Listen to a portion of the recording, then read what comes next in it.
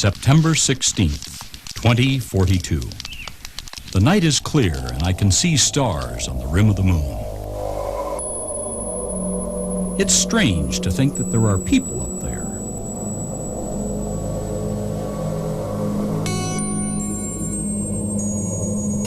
People living their lives, traveling between the Sea of Tranquility and space stations building toward Mars.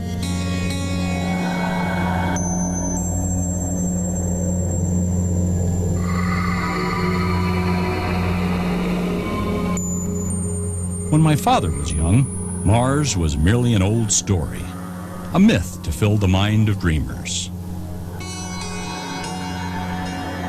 In my daughter's lifetime, she might well take the space train there and beyond. It's good to be home again after so long away.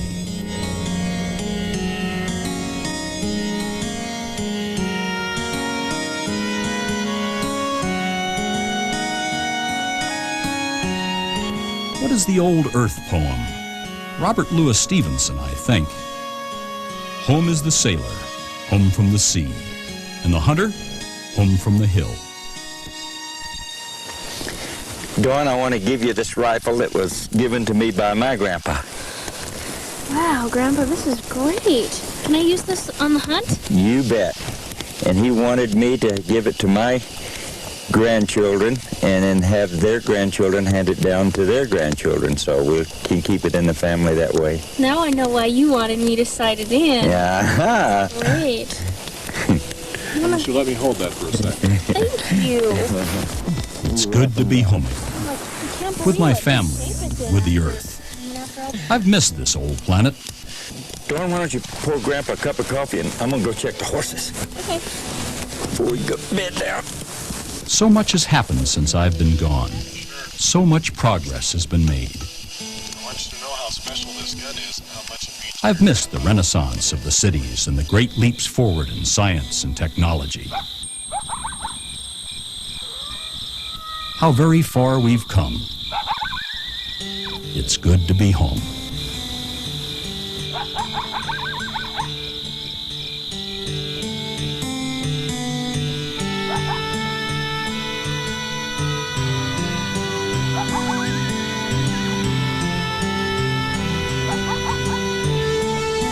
Tomorrow, we hunt the elk of Earth.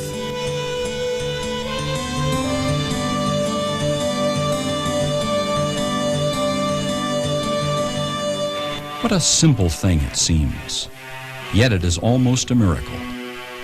In a world tamed by science and technology, there are still provinces where wildness rules. Where a man, where a woman can still feel the ancient connections to the earth. Wildness. How easily it might have been lost. When you move through this country, it's easy to imagine that wildlife has always been abundant here. That all these living things have shared the seasons of our lives. You assume that this is the way it's always been, the way God imagined His creation to be.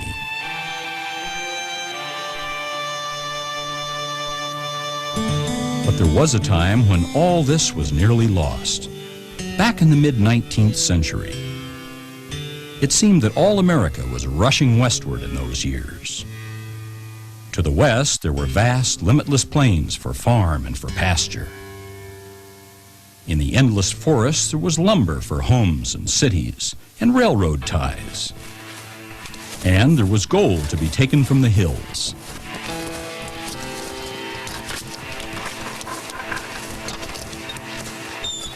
To the west, there was space for the American dream.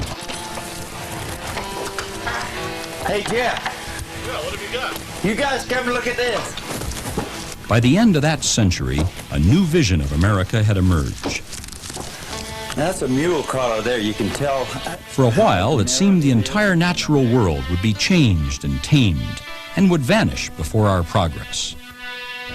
Soon, there would be no more room in this brave new world for the bear, the ram, the eagle, and the elk. The rogue hunters came, market hunters who killed for profit. The Buffalo Bills of young America slaughtered the buffalo the beaver, the Audubon sheep, the passenger pigeon, the golden eagle, and the elk. They killed as if at war, conquering the land for trophy and glory and gold. Species once abundant began to decline. Some disappeared from Earth forever.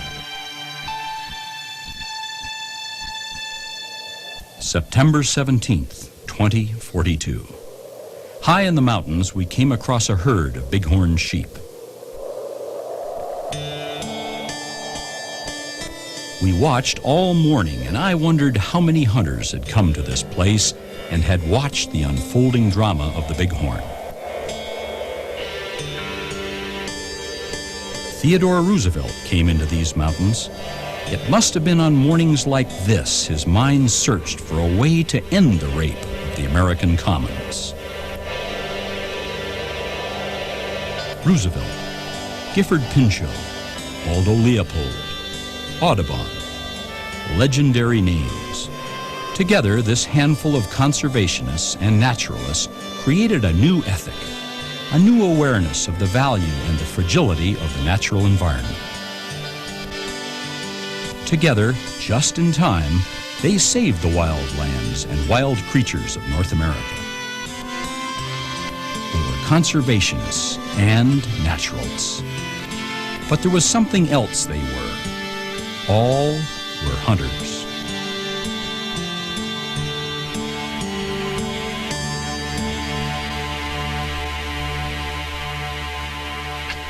September 18th, 2042. On the small planet Earth, we built a fire. It was around the fires of hunters 150 years ago the American conservation movement was born. Fishermen and hunters joined in a great democratic movement to restore and conserve the wild resources they held in common. Wild lands were set aside. Habitat was protected. Hunters designed measures of self-regulation to ease pressures on game species. Wildlife populations once imperiled recovered and prospered. The conservation movement was created and shaped and primarily supported by hunters. Those who loved the mountain and the river and the forest. Men and women who understood an undeniable fact. If the wild free things of the world are to be saved, the wild free places must be preserved and maintained and managed.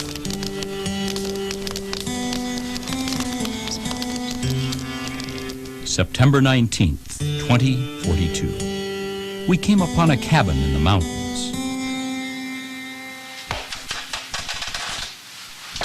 It was abandoned at the turn of the millennium, before the lunar base was completed, before the inertial fusion rocket had been perfected.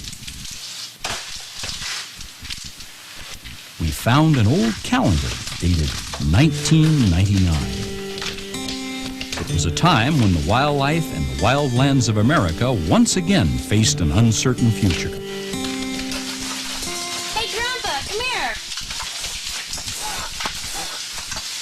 What is this? That's an old computer keyboard. When I was in school your age, they had to type everything into the computer. I tried to imagine how life must have been in those days.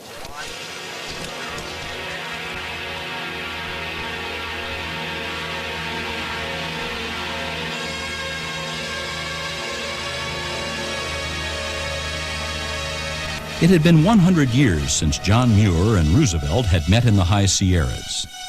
Half a century since Aldo Leopold died. We turned our attention away from nature, away from our wild roots, to science and the city and the possibilities of other worlds in space. And while our head was turned, for only a moment it seemed, something terrible began to happen here on Earth. Country like this was fenced away by opportunists who then created a kind of theme park for people with guns, a simulated experience for surrogate sportsmen.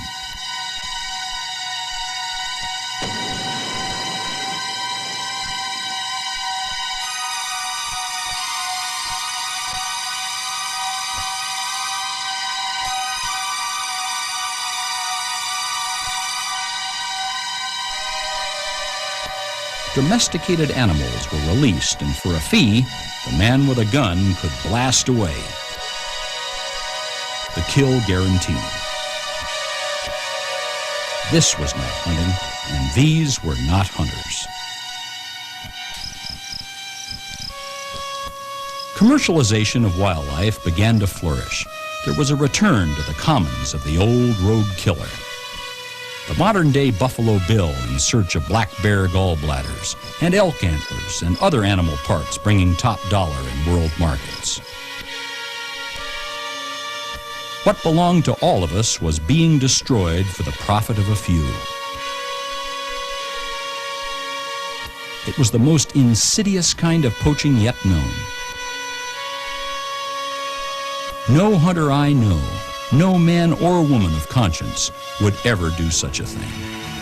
But in the public eye, all hunters were being condemned for the crimes of the few rogues.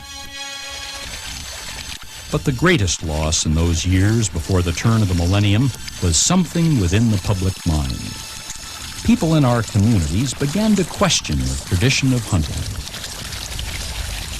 Good people, not just fanatics, but thoughtful, concerned men and women with an honorable point of view, were led to believe that the actions of a few rogues and abusers and counterfeiters represented hunting.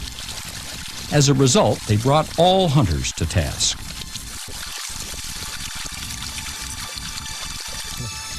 The tradition of the hunt was perceived as a thing no longer appropriate to the new golden age. What the public didn't perceive was this. If the tradition of the hunt was lost, the first to miss the hunter would be the hunted. What had been won by Theodore Roosevelt, Bob Marshall, and Aldo Leopold would be taken away. Our connection to the earth and to our past would be severed.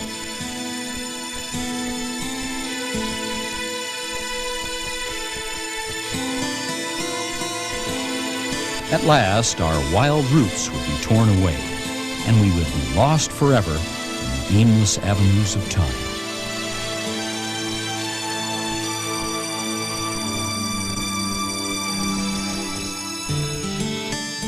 September 20th, 2042. The sun rises.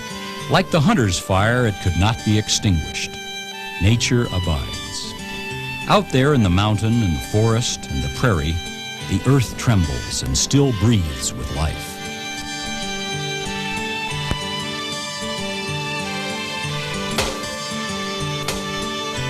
Once long ago, at the turn of the last millennium, hunter conservationists were called out into the fray once more.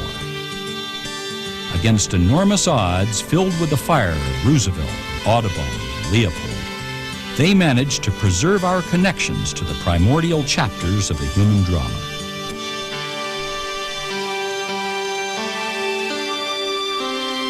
What an enormous debt we owe the people of that generation.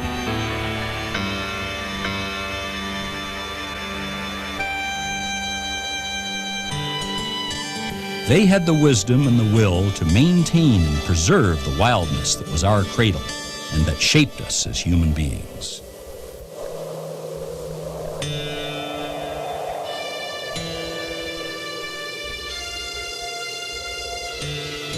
September 21st, 2042. How thankful I am for these past few days, for this time spent with my family, that this connection to the earth has been preserved. Find one like this for you alive tomorrow. Well, even if we don't find one, it was worth the time we got to spend up here. That's the best part.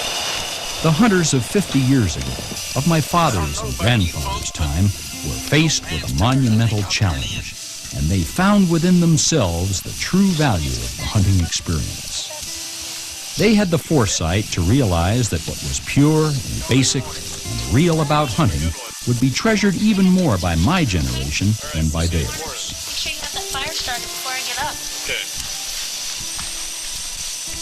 And so, too soon, I return to our quest for a colony on Mars to continue the hunt for new worlds. But not quite yet. Tomorrow, we hunt for the elk of Earth.